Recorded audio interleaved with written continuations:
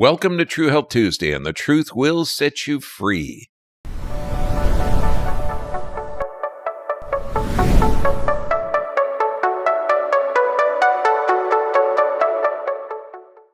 Today is exciting. We're going to go over heavy metal detox, which is vital for everyone.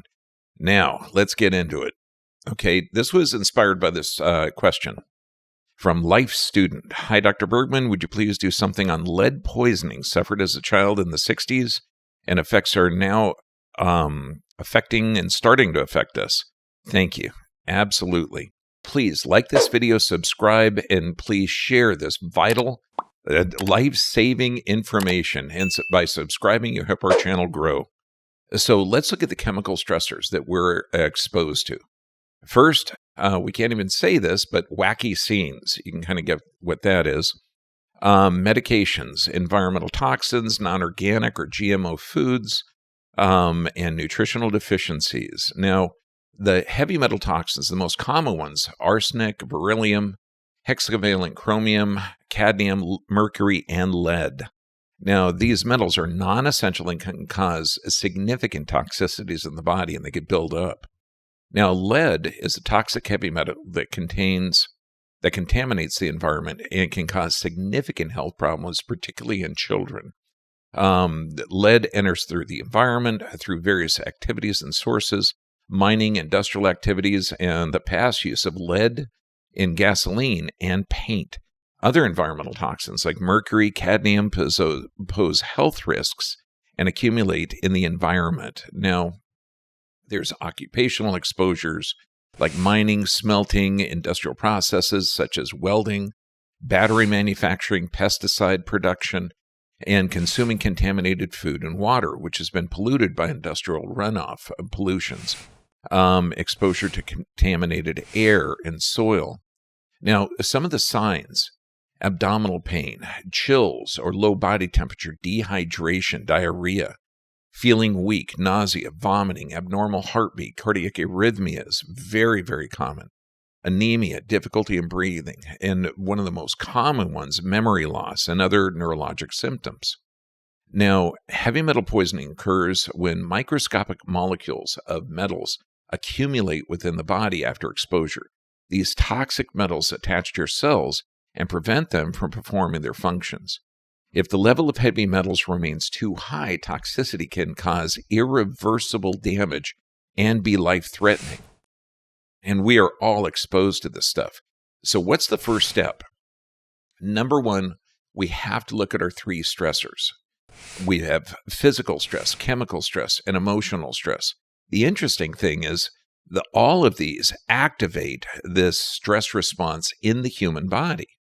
And so the first step, you've got to avoid the wacky scenes. And luckily, studies are coming out that are going to show that the risk-benefit ratio of those wacky scenes, the benefit very low, risk very high. Medications, toxic environmental exposures, non-organic and GMO foods, nutritional deficiencies, but man, it's the chronic stress. So the real questions that you have to ask yourself are, what am I toxic with? Why am I deficient in? What am I deficient in? Why do I have these symptoms? Now, also known as heavy metal panel or a heavy metal toxicity test. Now, these tests typically look at the four main leading ones: lead, mercury, arsenic, cadmium. Now, the test can also look for common metals, including like copper, zinc, aluminum, thallium. Now, while you're working on overcoming heavy metal poisoning, you might notice symptoms getting worse before they get better, particularly along the 4 detox pathways. You've got respiration, perspiration, bowel movements, and urination. Your body's going to try and eliminate these things. So when you break these free from the tissues they're embedded in, this is what we mean by the symptoms can get worse.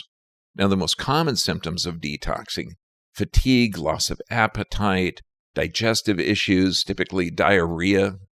To minimize the symptoms of detoxing, you have to implement the 5 keys of healing that we've been talking about for years. So let's go through each one of these and how these contribute to your body regenerating healthy tissue and detoxing the toxins. Now, proper nerve supply. Number one, Now, every human being has two switches, or this automatic nervous system. One keeps you alive under stress, and that's the sympathetic or fight or flight. That's actually located in the thoracolumbar area of the body. And the other part for regeneration, this is the resting, digesting, and repairing, the parasympathetic. That's located in the upper neck area and the pelvis area, the sacrum. It's also called cranial sacral. Now, the natural off button, okay? Like, they say stress kills. How does stress actually kill? This is a good demonstration. Now, there's a patient facing us. So when we look at the patient with the red arrows, it's actually the before and after x-rays.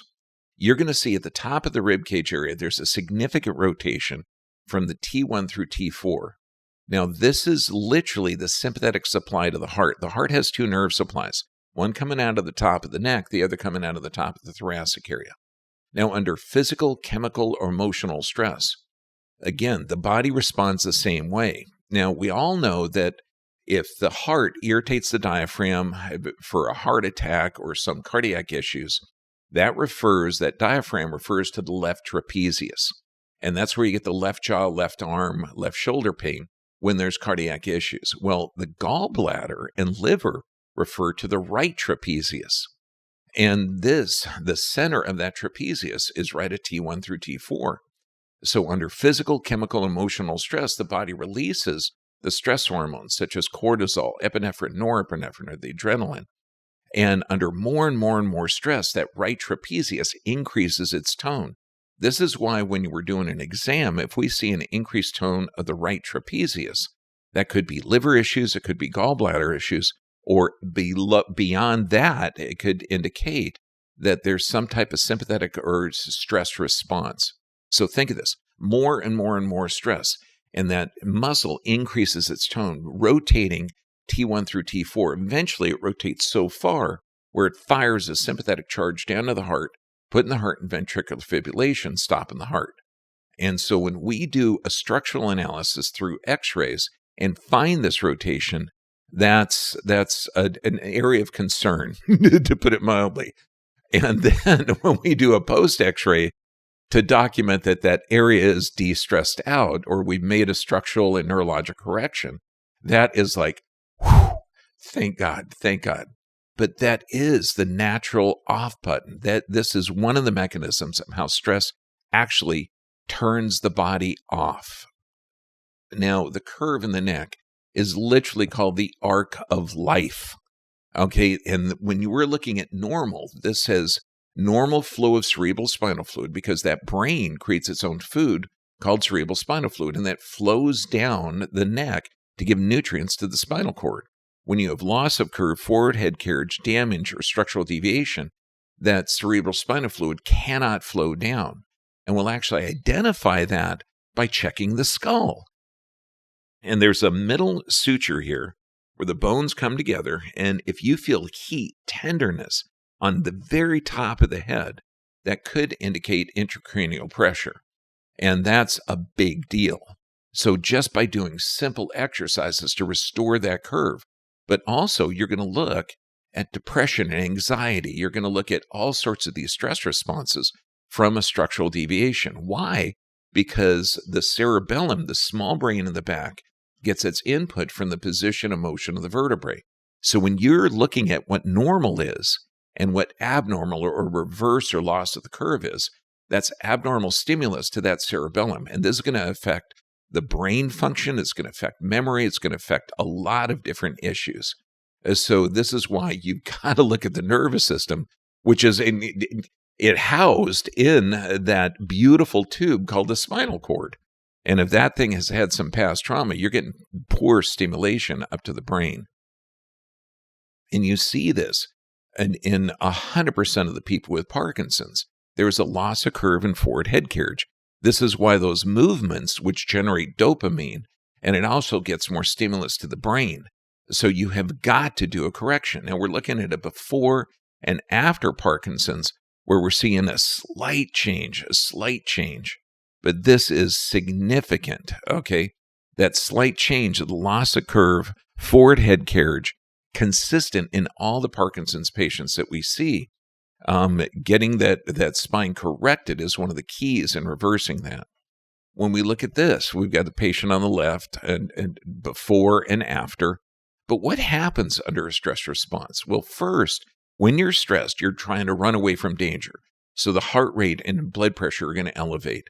And you have this autonomic nervous system, or automatic, where sympathetic, parasympathetic, but also thyroid and adrenals. So when people come in and say, I'm in adrenal fatigue, I have a low functioning thyroid, and I tell them, no, you don't. Your thyroid is responding correctly based on the stimulus. So we have to find out why. You can't just blame the thyroid and start taking levothyroxine just for the heck of it without understanding why your body is responding that way correctly. And then when you're in a stress state, you have decreased blood supply to the gut. And that means that you're going to have a lot of gastrointestinal stuff. It's not antacid deficiency syndrome. I mean, you got to fix the problem. Now, let's look at regular exercise. Exercise is a vitamin to the brain. Regular exercise, during the day, you get good quality sleep. And sleep is the regeneration period of your body. And it helps you, maintain a healthy weight. It'll gain weight, lose weight, depending on what your metabolism is showing. It can improve your resistance to infections, improve brain function. This is why we recommend symmetrical movements. It can prevent and relieve chronic pain. It can improve your emotional health. All exercise lowers your risk of cancer, heart disease, diabetes. Figure 95% of all diabetics are type 2, and that is excess energy in the blood.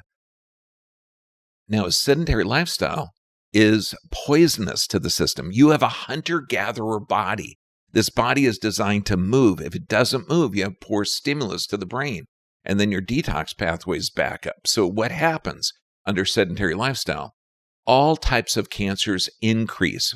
Cardiovascular disease increases, depression and mood disorders, memory loss, cognitive decline, dementia, Alzheimer's, type 2 diabetes, erectile dysfunction, loss of sex drive, and deterioration of your spinal health. And that spine and houses that nervous system that controls every function of the body. Now, regular exercises, angiogenesis, neurogenesis, synaptogenesis, synthesis of neurotransmitters. And in English, what that means is you're generating blood vessels, neuronal connections, the connections between those nerve systems, neurotransmitters. This is how the brain communicates. Exercise is the most important nutrient to the brain. And that means every day. It's like when mom said, you only brush the teeth you want to keep. You only move the joints you want to keep. So this means every joint has to move every day. Now, proper nutrition. And the big rule of thumb, if man makes it, you don't eat it. And when I tell everyone, the only magic in your diet is to look at the 10,000 generations that preceded you. So what did your great-great-great-grandmother have? Well, she only ate organic because that's all it was. She ate foods that were fermented or preserved healthy, okay, and then, fresh, varied, and seasonal. So it's really basic. So healthy fats, you need them. Coconut oil, olive oil, and make sure it's really good olive oil. Fermented vegetables, probiotic supplements, juice your vegetables if you can, to get more of those soluble fibers in the system to start to clean the arteries. Blend the fruit so you can get the covering of the fruit. The skin of the fruit is loaded with antioxidants. And raw dairy, amazingly fantastic for nutrients, for bacteria, for healthy fats. And reduce omega-6 and increase animal fat omega-3s. And fermented foods are amazing. They actually help that gut bacteria. And the gut is everything. This is where you get your B vitamins. This is where most of your immune system is. Helping your gut bacteria is essential in producing healthy neurotransmitters. That's why they call it the gut brain. Kombucha, get it from different sources. Kefir, sauerkraut, pickles, miso, kimchi. Ferment your own vegetables. We just did a fermentation party at the clinic in Bangkok. Now, what does your gut flora do? It helps digestion and absorption of carbohydrates, produces vitamins, absorbs minerals, eliminates toxins. Your gut flora can distinguish between pathogen and harmful antigens. It keeps harmful bacteria under control. You got to get the good bacteria in there. If people with mold exposures, particularly black mold, all these molds, okay, bacteria eat mold. So you got to build up that gut bacteria. The healthy gut flora aids in production of antibodies to pathogens, provides support to the immune system. That's why they say 90% of your immune system is in your gut. Dark green leafy vegetables are essential for detoxing. Kale, spinach, dandelion greens, broccoli, chlorella. Now, if you are sensitive to dark green leafy vegetables, where some people are saying it's going to lower the thyroid function, then lightly saute them. Saute them with a little bit or steam them, which actually breaks down those substances. That way you can absorb them and get the nutrients from the dark green leafy vegetables. And then berries, amazing. Obviously, these got to be organic. Goji berries, wild berries, dark chocolate, pecans, artichokes, elderberries, kidney beans, amazing. And look at glutathione. Let food be your medicine. Glutathione is one of the major antioxidants. It detoxifies the system. And where do you get the glutathione? Look at the food be your medicine and medicine be your food. Raw dairy, the cruciferous vegetables, garlic, onions, broccoli, kale, cabbage, collard greens, cauliflower, watercress. They're so good for you. And they're great to grow too. Black seed, Nigella sativa. And also look at Roman coriander, black sesame, black cumin, black caraway seed, onion seeds. There are thousands of studies on this, over 800 published peer-reviewed studies proving the benefits of black seed. What do black seed oils do? Pain relief, antibacterial, anti-inflammatory, anti-ulcer, antifungal, antioxidant, antiviral, bronchodilates, opens up the air tube so you can detox. When you're breathing, you're eliminating an acid or carbon dioxide along with a number of toxins. That's why putting a mask on does not make you healthier. It makes you sicker. Glucogenesis. Now, this is an anti-diabetic, insulin sensitization, protects your liver, hypotensive, lowers the blood pressure, okay, interferon inducer, protects your kidney, which again is a blood filter. And vitamin C, one of the most powerful antioxidants. Just squeeze a lemon in your water every day. That's going to help. But all citrus foods, cantaloupe, strawberries, tomatoes, broccoli, cabbage, kiwi fruit, sweet red peppers. Peppers have sometimes 10 times the amount of vitamin C that oranges do. But I'm telling you, a fresh orange juice is amazing. And then the minerals. Without minerals, you can't utilize your vitamins. Now, magnesium, this is a mineral used by almost every organ in your body, your heart muscles, all your regular muscles, your kidneys, and 80% of Americans are deficient in magnesium. Magnesium is found in more than 300 different enzymes in your body and plays a role in the detoxification product. And so researchers have detected 3,751 magnesium binding sites on human proteins. Without minerals, you can't utilize your vitamins. You got to get the magnesium in the system. Calcium, vitamin K2, vitamin D3 must be balanced with magnesium to be utilized. Look at the food sources. Now, magnesium is absolutely needed for muscles, for your nerves, for creating energy, for ADP, adenosine triphosphate. That's literally the power that powers your cells. It helps in digest proteins, carbohydrates, and fats. Serves as a building block for RNA and DNA. This is your blueprints of your body. It acts as a precursor to neurotransmitters like serotonin. Now, magnesium deficiency, you're looking at hormone imbalances, PMS, unexplained fatigue, chronic fatigue, weakness, panic attacks, depression, neurologic disorders, fibromyalgia. Now, what are the sources? Let food be your medicine. Dark green leafy vegetables, raw spinach, amazing. Nuts and seeds, pumpkin seeds, fish, mackerel, one of my favorite fish. Amazingly healthy, fatty fish. Beans, lentils, whole grains, avocados, bananas, dried fruits such as figs, prunes, dates, raisins, and dark chocolate. Yes, organic dark chocolate is one of the best sources of magnesium. Thank you, God. Iodine, one of the most essential. I encourage you to look at Dr. Brownstein's work on iodine. It's a key to healthy thyroid and efficient metabolism, and compromises a large part of thyroid hormone molecules. T4 has 4 attached iodine molecules. T3 is the biologically active form and has 3 of them. Iodine is one of the 3 most common nutrient deficiencies, along with magnesium and vitamin D. And you've got to get it unless you're eating healthy amounts of seaweed, not from China or Japan. You want to make sure you get a source that doesn't have any heavy metal toxicity. Look at Irish sea moss from the Caribbean. Look at New Zealand. Look at California. Great sources of seaweed. But iodine is essential. Now, solution for iodine deficiency. You can add iodine supplementation. Lugol's iodine is great. We get ours from Ancient Purities in England. Adding sea vegetables to your diet is fantastic. Look at non-commercially harvested seaweeds. We actually have a local source here in Temecula. 5 grams a day or about 1 ounce per week.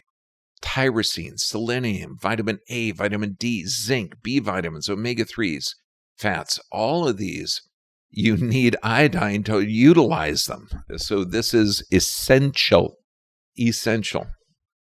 Now, the functions of iodine: it stabilizes metabolism and body weight, brain development, fertility, optimizes your immune system, is a potent antibacterial and antiparasitic, antiviral, anti-cancer. And iodine, if you have exposure to the things that are halides that are kind of like iodine but not iodine, and this is called chlorine, fluoride, bromine, and this is in bread, it's in your water, it's in commercially produced beverages. So you have got to get iodine to protect you from those environmental toxins. Then sleep, hugely important. Lack of sleep, you're looking at, it puts you in a stress response. So low density lipoprotein cholesterol is going to be elevated. Elevated blood sugar, decreased blood supply to the gut, and this is all under poor sleep patterns. Long-term sleep deprivation can be debilitating both physically and mentally. Weakens your immune system, higher heart disease rates. Now, lack of sleep increases, again, all these. Look at sleep totally different. Sleep is when your body goes into this renewal phase and you go through 90-minute cycles called rapid eye movement, where your body is in a virtual coma, where your energy is going to regeneration. And poor sleep patterns, what do you get? You get increased multiple sclerosis, gastrointestinal disorders, cardiovascular disease, diabetes, dementia, obesity, cancer, depression.